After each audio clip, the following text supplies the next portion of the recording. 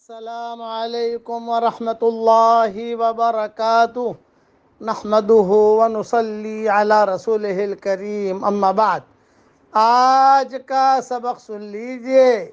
آج کے سبق کی سرخی ہے سخاوت سے دوستی کیجئے، پارٹ نمبر 101۔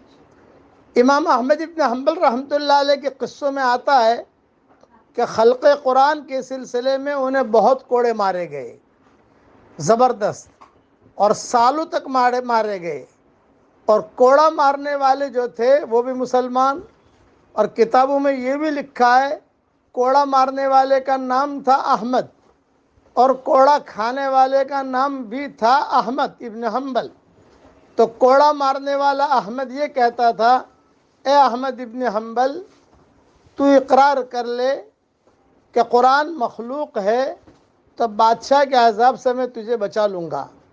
احمد ابن حنبل جواب دیتے تھے کہ اے احمد، تو اقرار کر لے کہ قرآن مخلوق نہیں ہے، یہ اللہ کا کلام ہے، اللہ ہمیشہ سے ہے، ہمیشہ رہے گا، قرآن بھی ہمیشہ سے ہمیشہ رہے گا، اس لیے تو یہ اقرار کر لے کہ قرآن مخلوق نہیں ہے تو میں تجھ کو اللہ کے عذاب سے بچا دوں گا۔ تو یہ احمد جو کوڑا مارنے والا تھا، یہ امام احمد ابن حنبل کے انتقال سے، بس احمد ابن حنبل کا انتقال ہو رہا ہے 1 گھنٹہ پہلے یہ پہنچا گھر پر اور دروازہ کھٹکھٹایا۔ جب دروازہ کھٹکھٹایا تو ان کے بیٹے نے دروازہ کھولا۔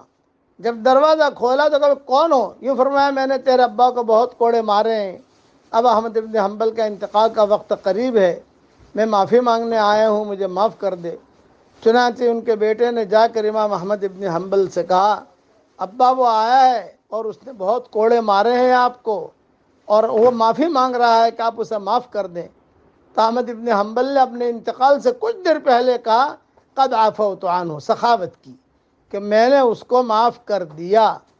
چنانچہ بیٹے نے کہا، ابا جان اتنا جلدی؟ بولے حشر کے میدان میں اعلان کرنے والا امام احمد ابن حنبل اپنے انتقال سے پہلے یہ حدیث سنا رہے ہیں کہ حشر کے میدان میں ایک اعلان کرنے والا اعلان کرے گا کہ کچھ لوگوں کا اجر میرے ذمے ہے، وہ مجھ سے اجر لے لیں۔ پوچھا جائے گا کون ہے وہ لوگ؟ وہ لوگ ہوں گے جو ایک دوسرے کو معاف کرنے والے ہوں گے، سخاوت کرنے والے ہوں گے۔